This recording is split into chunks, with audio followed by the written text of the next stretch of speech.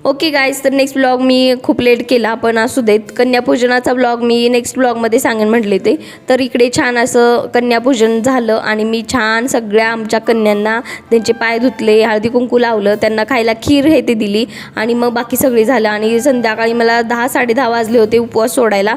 म्हणजे जेवायचं होतं ते पण उपवासाचंच. भाकरी केली होती उपवासाची आणि बटाट्याची भाजी आणि पापड असं छान उपवासाचं खाल्लं.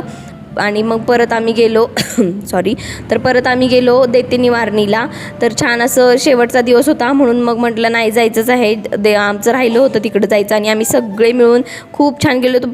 रात्रीचे 11 वाजले होते जायला आणि मग घरी यायला 1 वाजले. तर छान असं सगळ्या देवांचे दर्शन घेतलं, सगळ्या देवींना गेलो.